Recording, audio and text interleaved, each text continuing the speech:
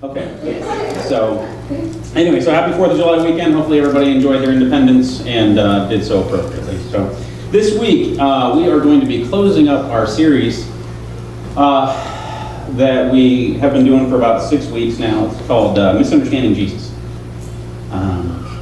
It's been very enjoyable for me in research and stuff, and Gabe's filled in a couple of times since I've been on vacation and things. And done a great job. And Paul Burton actually filled in once too, so we've actually had a number of guest speakers throughout this process. But the idea behind this series is not to say, hey, this is the way we've been getting it wrong, so much as to really kind of point out things that maybe we have been sort of taken as true because Mom told me it was true. And we never bothered to research it again. And as someone who grew up in the church, someone who grew up in a Pentecostal church, someone who grew up in a very vibrant, active, AG environment, Somebody's God environment, I was taught a lot of things that as I got older, I just found out either A, weren't true, or B, were just oversimplifying a truth, and we needed to know the rest to really understand the truth. And so we've been kind of going through this really since we finished talking about the Holy Spirit. We've been dealing with this. So today is going to kind of be the last one of those before we enter into some new stuff starting next week. Today we're going to be talking out of Matthew chapter 6, and it's the Sermon on the Mount, core of the Sermon on the Mount. And it's important when talking about the Sermon on the Mount that we understand something. When you read the Sermon on the Mount, everybody read the Sermon on the Mount numerous times, right? Absolutely. I love that song Brad was singing, right? Because we believe it, we live it. Even though most of us believe a whole bunch of stuff that we don't live accordingly. But the idea that the Sermon on the Mount is great, and every Christian should really spend a lot of time reading. But the reality of the Sermon on the Mount is it's probably not a singular teaching. Just so everybody understands that. It probably wasn't Jesus sitting down, and that's exactly how he did it. It was probably a series of teachings over a few days, and then the disciples went back and recorded through the impression of the Holy Spirit, recorded it in such a way as to keep it fluid so that we could sit there and read it. So Matthew chapter 6 is a chapter that is dedicated entirely to comparing heavenly focus to earthly focus. And Jesus does it through a series of teachings based on certain religious rituals. It's okay, we can say ritual in the church, it's not offensive, but it's basically through certain religious rituals. And the idea is that we have a heavenly focus or an earthly focus. And everything that we do, we can either do both. Now, you guys already heard the phrase, too heavenly minded to be any earthly good, right? You guys go to church, right? I mean, that's on t-shirts, The idea that you can be too heavenly minded to be any earthly good has always been a kind of a tough reality, because you want to be heavenly minded, but the idea is that Jesus is comparing where we are keeping our focus. And basically in verse 21, which is the centerpiece of that passage, it says, where your treasure is, your heart will be also. Where your treasure is, your heart will be also. Really, you could make the argument is the single most relevant verse to the American church in the entire Bible. Because the reality is that America, we are about treasures. We may not call them treasures because that's kind of corny, but if you do, that's also nice. Sounds more like a grandma thing. But, the idea is if you have treasures, that's cool, right? We have things that we place value on. Whether it's a baseball card collection, coins, stamps. You guys are all the young people are wrong. What's a stamp? These things. You can also put those. But we have things we place value on. Now, it's not always things. I mean, we like to place value on things. We place value on our home, our furniture, the number of, plasma televisions we have. Those might be our treasures, but treasures can also be things that aren't so tangible. Treasures can be, the love of our family. Treasures can be the love of our talents. Treasures can be, our hopes, our dreams. A lot of these things are treasures. Treasures aren't always just the storehouse full of gold and crowns and, treasure chests from, Pirates of the Caribbean. It's not so much like that. It can be either thing. Wherever our treasures are, that's where our heart is. So if everything that you value is over here in this pile, ultimately that's where you're going to be emotionally. I used to say in youth ministry all those years that all the time, especially to teenage boys, where your mind is, your heart will be. Is that whatever you focus on, and you spend a lot of time focusing on, and you spend a lot of time looking over, the reality is at some point, your heart's going to go there. And it's the same thing when you're married. If you spend a lot of time focusing on someone that is not your spouse, sooner or later your heart will bridge that gap. And you will find yourself over in that area. So where your treasure is, where your focus is, your heart will be also. And in the American church, the American values, we have a certain idea. If I say, wow, that person is really prosperous, 98% of people, including Christians in the church, are going to think what? He's got a big pile of cash. Right? Even though prosperity could mean all kinds of things, we have an idea, an assumption of what prosperity is. And we have a whole teaching on it in America, right? We have our own prosperity Bible. We have this idea that, yep, no problem, God, you serve God enough, He will inflate your cash value. We have teachings on that. And so Jesus is entering this teaching. You got to remember, He's talking to a certain group of believers about treasure placement and the contrast of heavenly treasure versus earthly treasure. And He goes in and He explains three different things. First thing He talks about is almsgiving, giving. And He says, listen, when you give, don't give openly. It was commonplace for someone to walk into the temple and say, here is my offering. Look at how massive it is. And it's hard for me to give it. And basically their attitude was what? They were seeking out the respect and the value of people around them. So people would be saying next to them going, whoa, fantastic, that's a lot of giving. That man has a lot of money. So their treasure was in what? The view of people around them.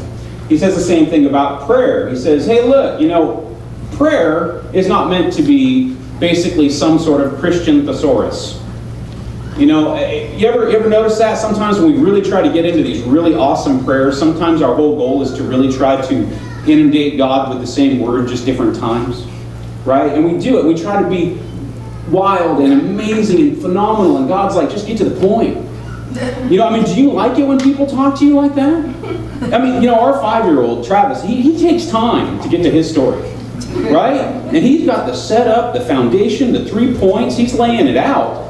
I don't care about that part. I'm like, what do you want? And he's like, Dad, hey, okay, so Brody and I were talking, and it's like,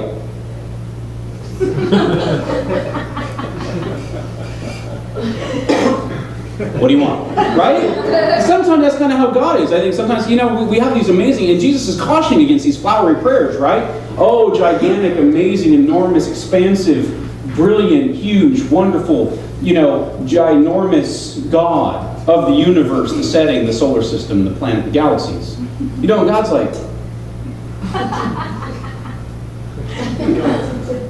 right? And Jesus is saying, listen, because when you pray like that, who are you really praying for?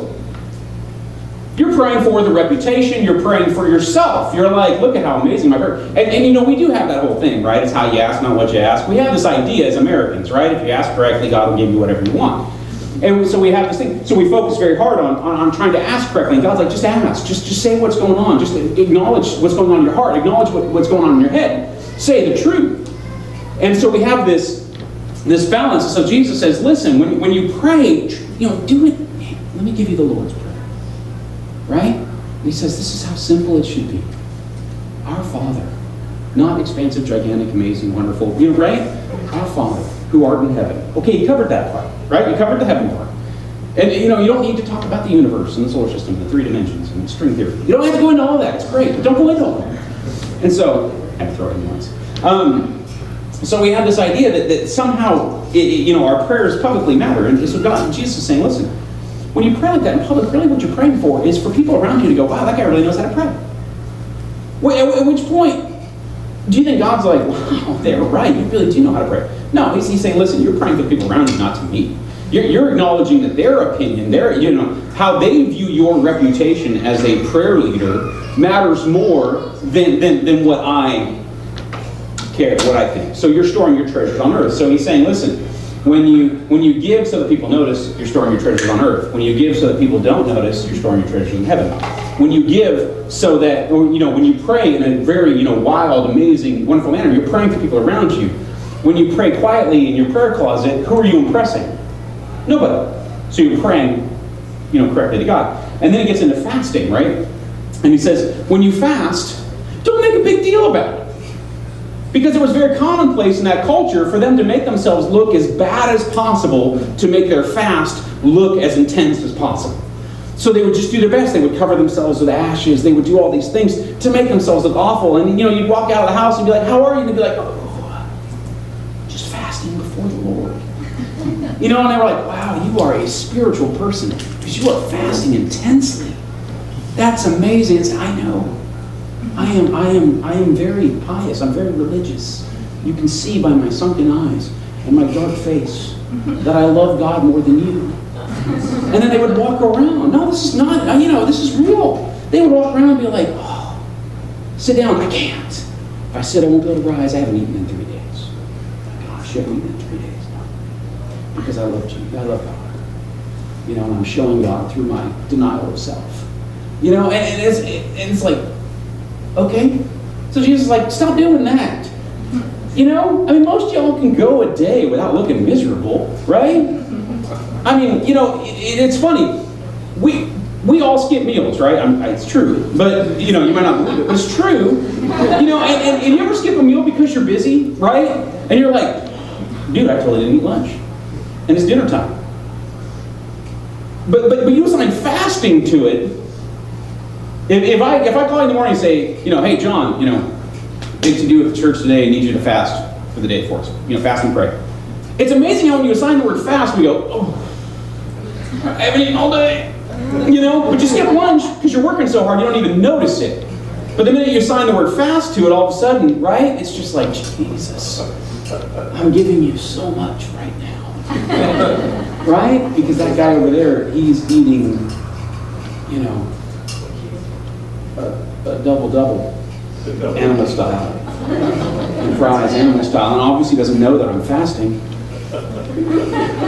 Doesn't look at him tempting me.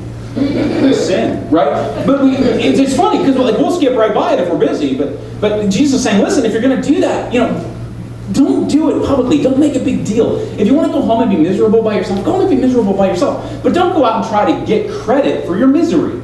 Don't go out and try to get credit for all these things. He said, listen, be heavenly minded. Don't be earthly minded. And it's interesting to note that who is he talking to right here? All three of these activities are what? Religious ritual, right? Giving, prayer, fasting, religious ritual. So who's he talking to? Religious people. He's talking to, at that point, what would obviously, through transitional points later, be the church. So he's talking to Christians. At this point, he's talking to believers. And he said, look, when you go practice your rituals, I know rituals, bad word to a lot of hipster cool people, but rituals are not a scary word, okay? We all have rituals, right? Most of us have morning rituals, right? Coffee gets turned on first. That's a ritual. But the idea that these rituals are important. And he's saying, listen, when you practice these rituals, I'm not telling you not to practice them. Practice giving, practice prayer, practice fasting. But don't do so in a way that gets you earthly credit. Do so in a way that applies to your heavenly being. And it's interesting how the church, a lot of times, we're trying to pour this kind of philosophy onto non-believers. We're looking at people outside the church and we're like, you really should. And Jesus is not talking to them. He's talking to us. And so it's important that we understand that all of us have misplaced treasures. I think, a lot of times we'll put a treasure in the wrong place. We do. We try to pick it up and restore it into heaven. But sometimes it ebbs and flows, and that's why it's so important that Jesus is talking about this. So with that understood, now we're going to get into the primary passage we're going to focus on. Verse 25, it says, therefore I tell you, do not worry about your life, what you will eat or what you will drink, or about your body or what you will wear. Is not life more than food, and the body more than clothing? This is one of my all-time favorite sins that we have applied, called the sin of worry. Right? You walk into a church and you say, I'm really worried about, if that church is appropriately spiritual, you will be reprimanded for worry. Right? We will. We'll look at you and go, you shouldn't worry. If you have faith, people of faith, don't worry. Because we have this understanding of the sin of worry. But Jesus says, because here Jesus is saying, don't worry about your life, don't worry about your clothing, don't worry about your food. Don't worry about any of those things, because life is more than that. So don't worry. But the question is it really what he's saying is don't worry, or is what he's saying a little bit more than just as simple as do not worry? Because how many of you guys are successful at not worrying? So you're all guilty of the sin of worry. or we're going to have an altar call. Because I don't worry about anything.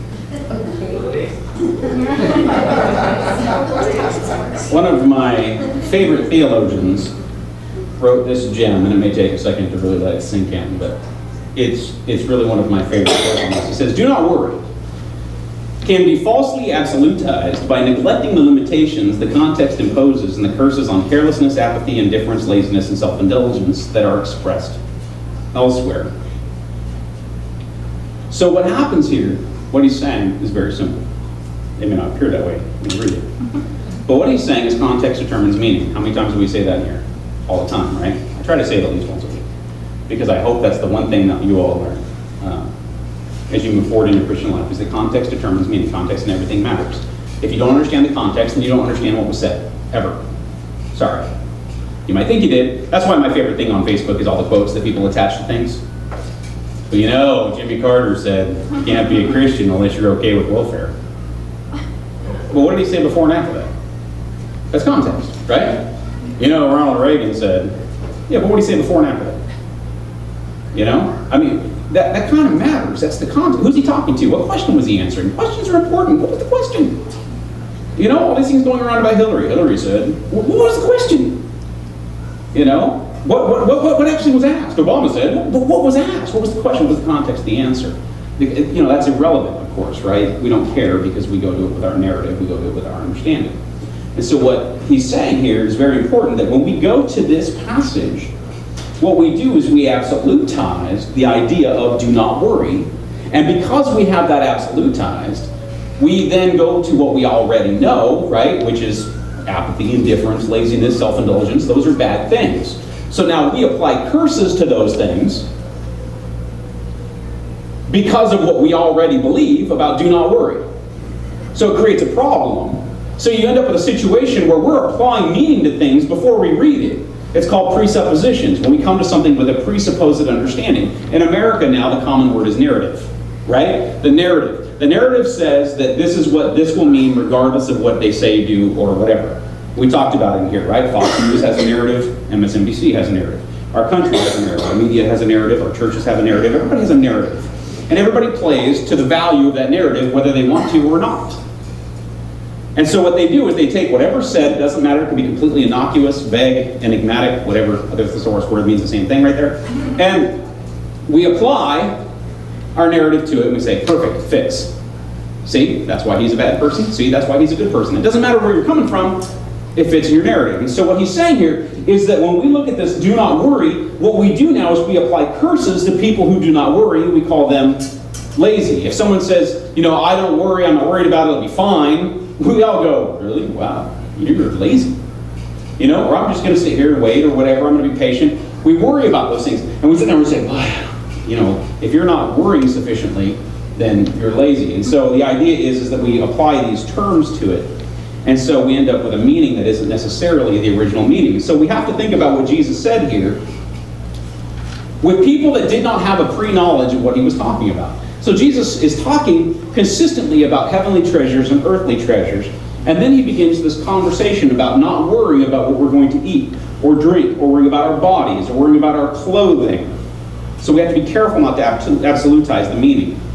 And that meaning that we have absolutized is we are not to worry ever. We have absolutized that. But that's not necessarily true. So let's take a look at the context and understanding all those things. So Jesus is not talking about necessities. Jesus is talking about extravagances. Jesus is talking about why are you worried? Because you have to think in context, the context of fasting, alms, and prayer, and understanding the heavenly versus the earthly focus. And so what he's saying is listen, now all of a sudden he goes into the thing of why are you worried about what you're going to eat, why are you worried about what you're going to wear? Because what we eat and what we wear says something about us, doesn't it? It does. We may not want to admit that, but it certainly does. The quality of the food we eat says a little something, right? It sure does. Absolutely. The reality is Jesus is talking about necessities, he's not talking about necessities, he's talking about extravagances. We could eat the rest of our lives on oatmeal, right? Oh, we could eat oatmeal.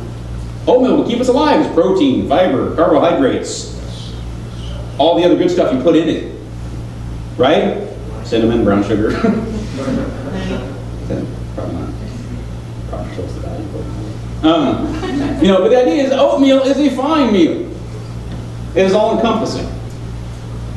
But if you invite your friends over, right? Come to my house for dinner. I want to invite all of you guys to dinner. So excited about having dinner with you. Really? That's great. And I plop down a 6.5 gallon bowl of oatmeal and a ladle. How many of you would go, fantastic? Besides you. How many of you would go, fantastic? Right? And Fiona, apparently. So you three get to come over. Because I'm going to tell the right? How many of you would go, this is the best. Thank you for inviting me over. Right? I can eat oatmeal all day. No. You'd be like, all of us would go, it's a good joke. Right? Where's the meat? Right? Where's the ribs? Slow cooked for at least 8 hours. Right? Because the food we eat says something about us. Huh? Where's Amador? Exactly. What you do? Right? The idea is the food we eat says something about us. The clothing we wear says something about us, right?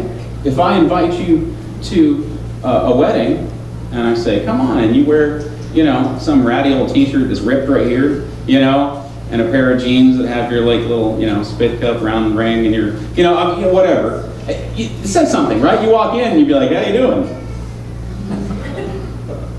You have done it up just a shade? Just a notch? You have something with a collar? Shoes with laces? Whatever. But the reality is we don't understand that those things say something about us. And what's tough is for a lot of us in our culture, especially here in America, is we believe that the finer things are important not because we enjoy them as much as sometimes as we like what they say about us at times. Now, don't get me wrong, Jesus is not attacking the finer things. Jesus is, he's saying, who cares what you eat? Right? I mean, you get ribs, eat ribs. You get oatmeal, eat oatmeal. He's not saying that. But what he's saying is, listen, when you have to work 80 hours a week to enjoy the extravagances, when you're missing out on life, and you're missing out on family, and you're missing out on things that matter, and you're missing out on time with Christ, and you're missing out on time with God, and you're missing out on prayer, and you're missing out on all these things that we are supposed to be doing because you're trying to pursue these other things and get better and get better and get better, that's when you start to have a problem, because then you're losing sleep over what isn't necessary, what isn't important. And that's when we have to be careful of what we are doing, because we're creating for ourselves an unnecessary worry. I got into a good conversation, a messaging conversation on Facebook with a young man who used to be in my youth group, and he's from a very different perspective on life than me. And we were discussing, this idea of basically, kind of the direction we're going, things are going on. And he basically made a very kind of rude comment to me, I thought, when he said, well, you have all the advantages. And I said, advantages? And he said, well, in this country, you are the advantaged. And I'm like, most of my adult life, I have worked 2 jobs to give my family what I want to give them. And I was careful to say that, because there is a difference between what my family needs and what I want to give them. Does everybody understand the difference? My family needs food, clothing, shelter, my attention, my love, my time, my just gallons of wisdom. They need those things. What I want to give them is other stuff. My son Marcus will disagree with me, but an iPod is over here in the things I want to give them, not in the things that they need. Now, kids don't understand the difference here, right? Because they're going to die without it, whatever it is. But the thing is that is I want to give it to him. All the parents looking at their children. Those are things I want to. And I work to give them what I want to give them, but it is not a need. And a lot of times as Christians, we don't understand the difference between those two things when it comes to our worry, our concern, our hard work, the time we put in, what we expect from God. You know, we expect a lot from God. And here Jesus is going into, why are you worrying? Why are you doing all these things? It's not going to do you any good because you're worrying about things that don't matter.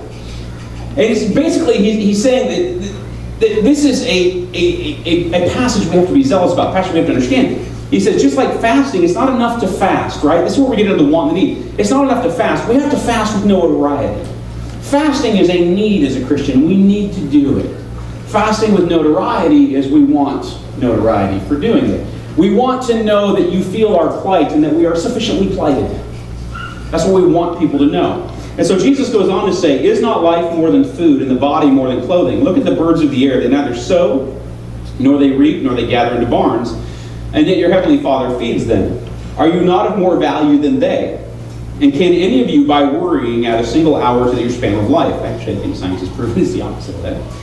And why do you worry about clothing? Consider the lilies of the field, how they grow. They neither toil nor spin. Yet, I tell you, even Solomon, in all of his glory, was not clothed like one of these. But if God so clothes the grass of the field, which is alive today and tomorrow is thrown in the oven, will he not much more clothe you, you of little faith? Therefore do not worry, saying, what will we eat, or what will I drink, or what will I wear? For it is the Gentiles who strive for these things. And indeed your heavenly Father knows that you need all these things. So, on the surface, we could easily read this incompletely. Jesus says, look at the birds of the air. He says, look, they don't store into barns. They fly out daily and acquire what they need for that day. They don't store it up. They don't have these grandiose storage facilities. All of us probably have personal storage facilities somewhere. But they don't have these personal storage facilities. And he says, listen, the birds, they fly, they seek provision, but it's from the hand of God that they find that provision, and they only worry about that which they need. They go find what they need, they grab it, and they take it home. Right? There is a value to their action. They have to go out. The birds don't wait for the worms to jump into the nest. We get that. You know, because I know this is where you run into that Christian apathy, Christian laziness thing, right? The whole God's going to send the check in the mail and fix all my problems. Now, he might. And if he does, awesome. But the reality is, you're going to have to be the bird and leave the nest. And so he says, listen, they don't worry about the quantity or the quality of the food they require. They worry only to go find the provision they need to get to the next day.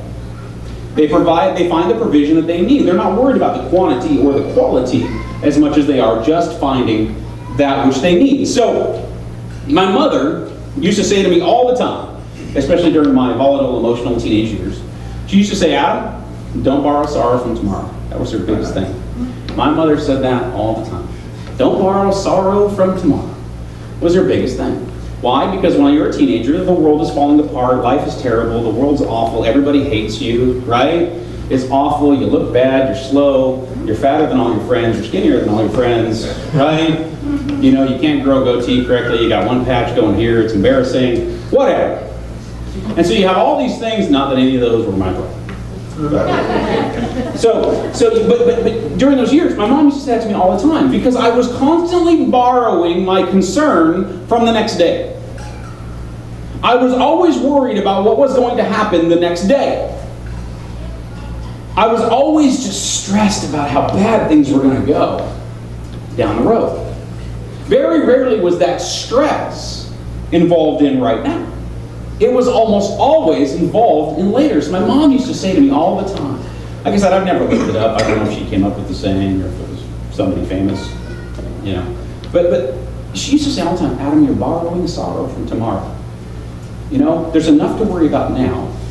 But instead of worrying about now, what you're doing is you're taking a little bit from tomorrow and you're borrowing it. The problem is that any emotional investment that you pull out of tomorrow does not make tomorrow easier.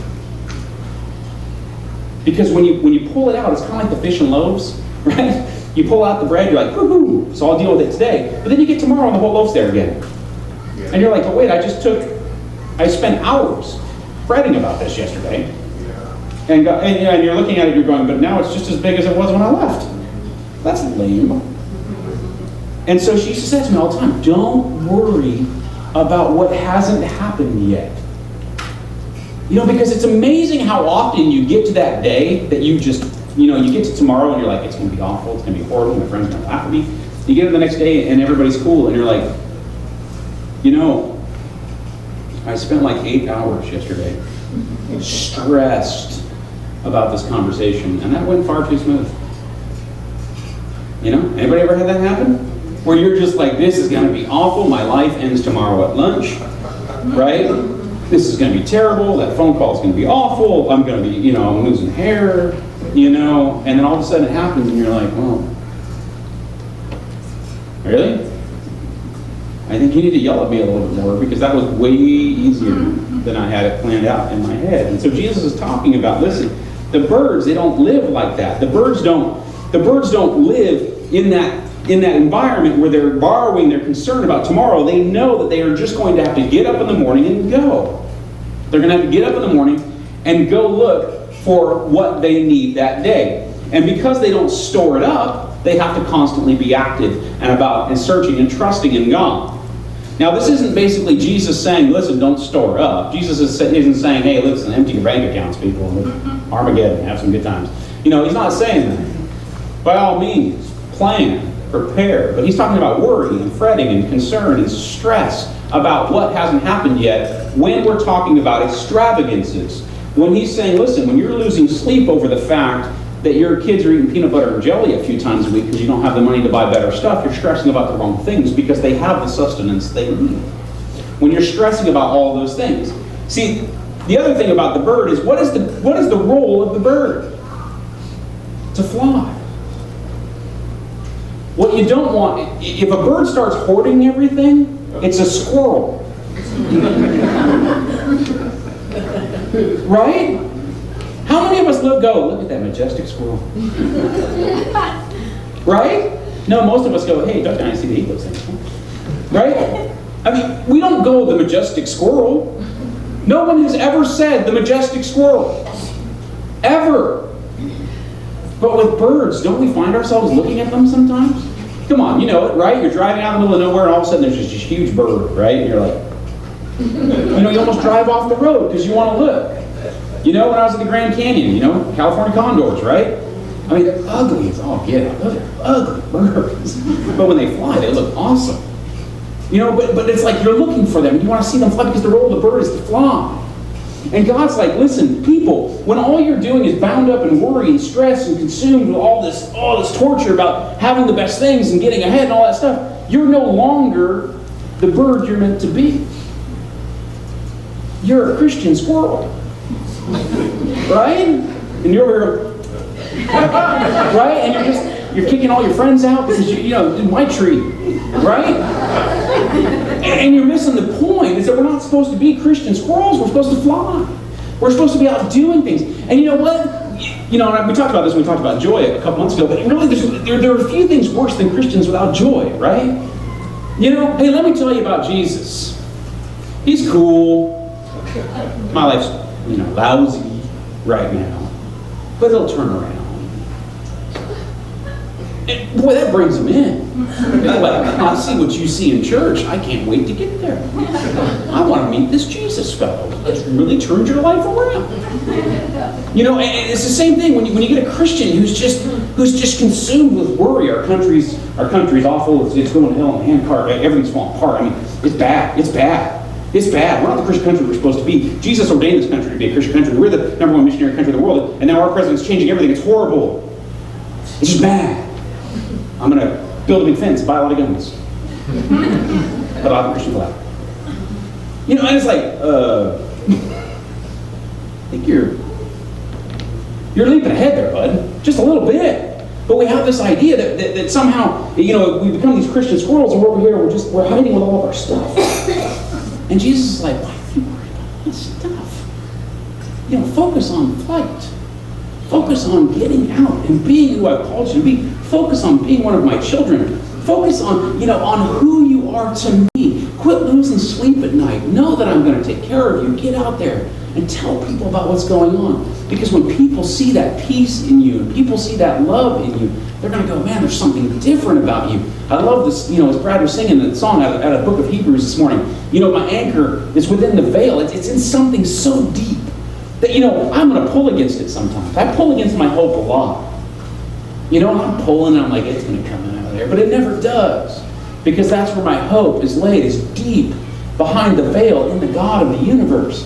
And so, I have a peace and understanding. And man, there's times when I struggle, and there's times I pull hard on that. And I try to worry, and I fret about what my kids don't have, and I fret about all the things that I can't give them, and I fret about that stuff. And I'm just like, you know what? God, you've given them plenty. They got tons of stuff. They got way too much. As a matter of fact, I'm start selling their stuff. eBay. And the thing is buy more of me. And the thing is that, God, you've given them plenty, and I'm going to quit fretting. I'm going to quit worrying about it. And God's like, well, thank you. It's about time. I'll see you when you start worrying again in 7 days. And it's just, it's sort of back and forth. He's like, Adam, you need to get out and fly. You need to be out there doing what I called you to be. You need to be out there, obviously, as an emissary of my word. But dangerous living comes when we worry about the extra. And then he talks about the clothing of the flowers, and honestly, I think for most of us, we just sort of assume that Jesus here is sort of reiterating the point, right? Just being redundant for the sake of learning. But it's a very different point that he makes about the flowers. He says, consider the lilies of the field. He says,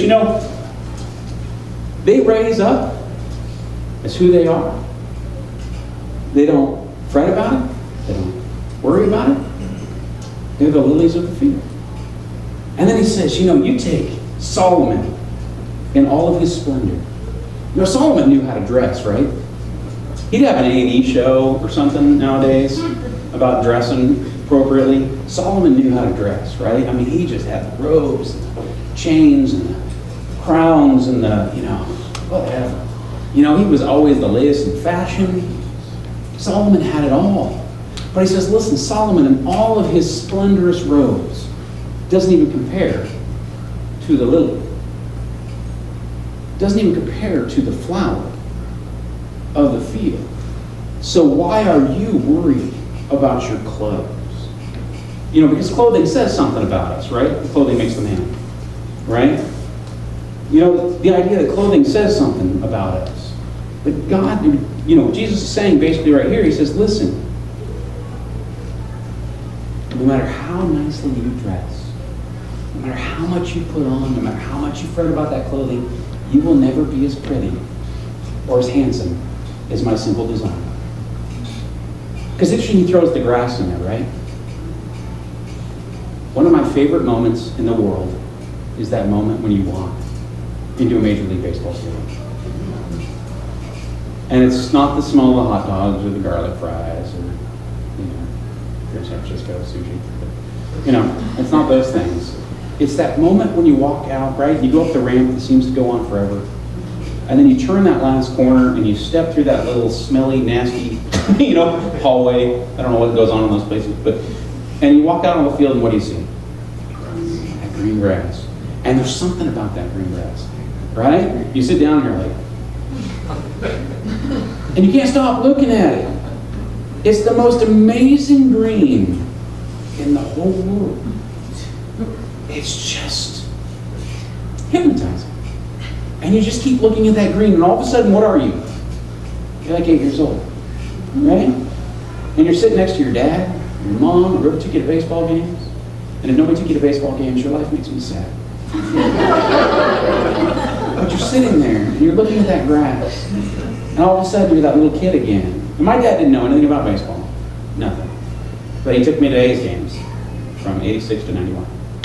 And we used to go to the A's games. And I'd sit there with my dad, and I'd eat a hot dog, and I'd watch Canseco and McGuire and Dave Henderson and Dave Stewart, and, seriously, the chemists. And I watched those mountains of men. But I sat there, and there was something captivating. And I played on football fields and baseball fields and soccer fields, and all these things. Growing up, nothing's like a Major League Baseball field green. And that's God's grass. And He made that. I guarantee you, the pearly gates, they're lined with baseball field grass. I guarantee you're going to walk up and you're going to be like, and whoever your favorite play-by-play person is going to bring you in. Right? Now entering number 10, playing third base for the Atlanta Braves. But it's amazing. And there's something captivating about it. You know what's interesting? This is so simple. It's just grass. You never walk into someone's house and they have green paint on the wall and you go,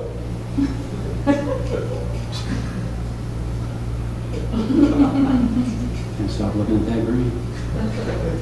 That is the most amazing green I've ever seen. I mean, you might compliment it, right? It's a nice green wall. But you never go, it's mesmerizing. It takes me back in time. It's just beautiful.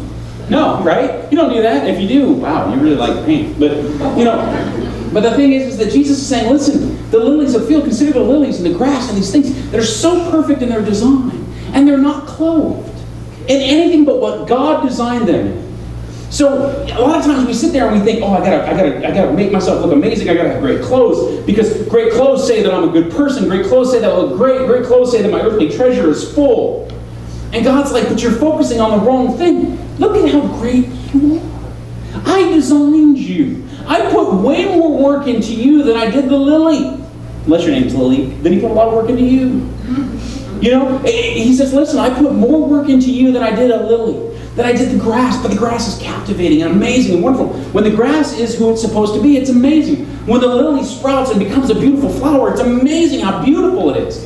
But we become so consumed with covering it and going out of our way to basically say, look at the statement this makes, when the reality is, when we stand in that understanding that I am fantastic and I am wonderful because I am hand designed by God, then I stand there and I don't worry about the clothing I have or how I look, or the things that I have that make a statement about my reputation. I stand there and say, you know what? I'm going to let God's work stand for itself. Now, a lot of us are self-deprecating. We make fun of ourselves and we say, oh, I'm this, I'm fat, I'm bald, I'm whatever. But the reality is, God's looking at you going, you are my child, and you need to have your understanding of who you are wrapped up in who I am. And if you don't, then you're missing the point of the lilies and the grass. Then you're being consumed with covering it and looking awesome, when really he's saying, look at how beautiful I make things. You never walk into a beautiful pine forest and go, this needs Christmas ornaments. Because that would just distract from the beauty. Wouldn't it? If you walked in and be like, there's bulbs on that tree. Right? Nobody would do that because it's God's design. We don't go in and paint things on half dome. Because it's beautiful. And you are too. And that's what Jesus is saying. He's like, why do you fret about covering up the most beautiful thing I have designed?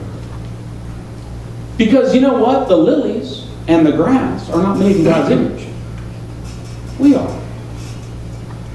We are made in His image. And God is perfect and amazing and wonderful. So He made us in His image. So we have within us His design. We have within us the ability to be loving and caring and joyful. The flower does not.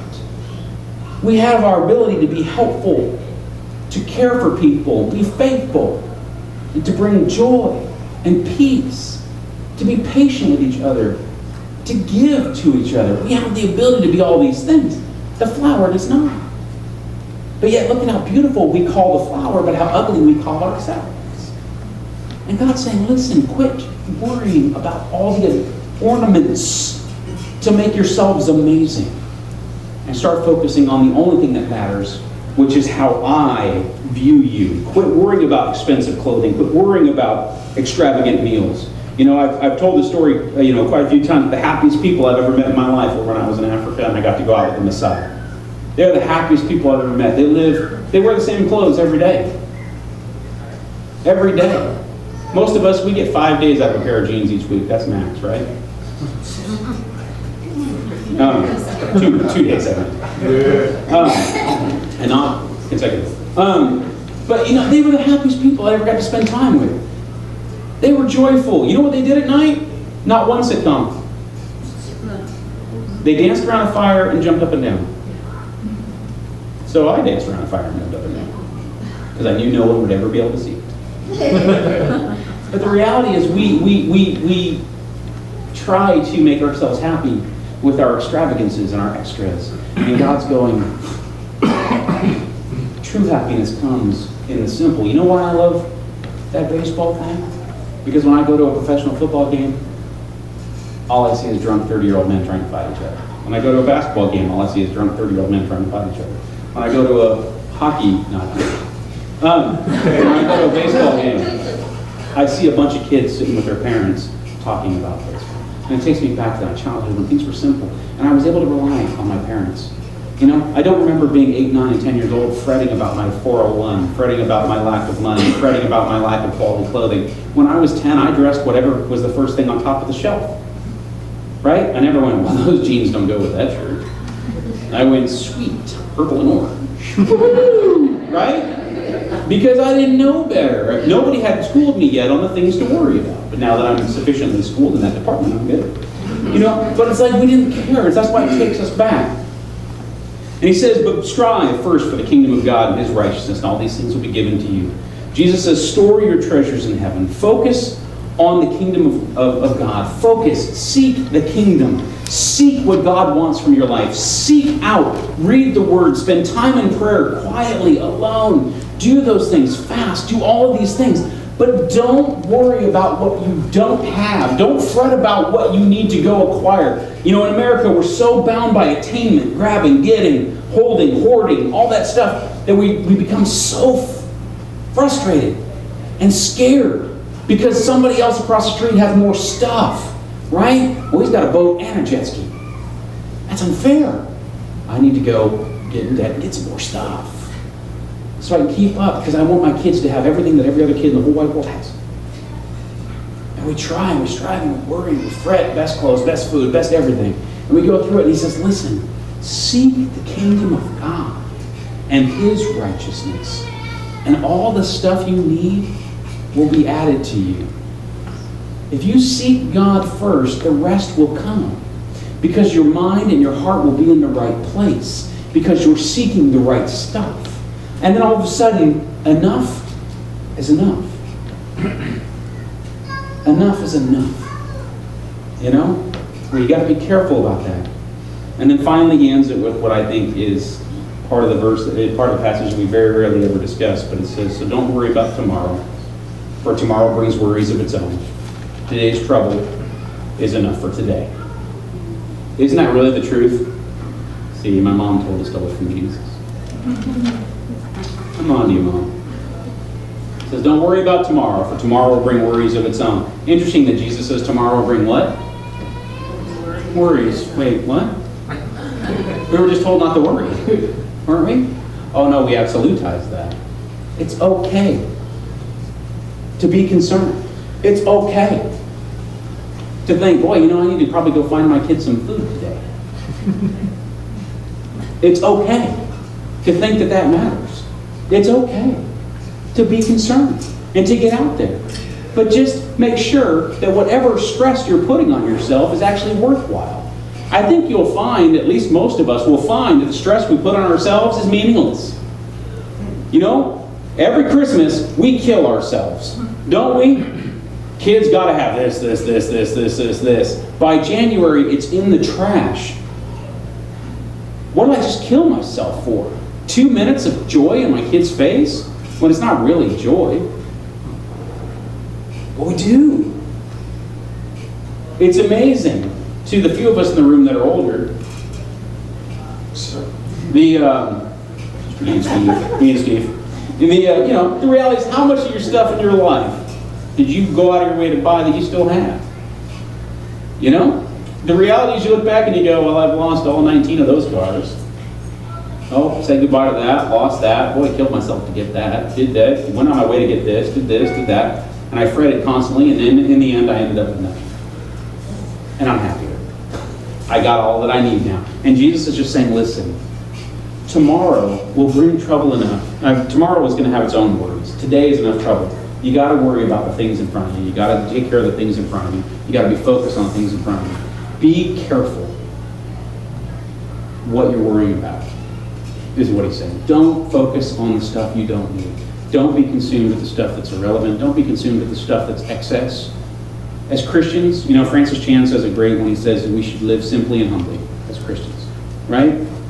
Christians should be the most humble, simple living people in the world.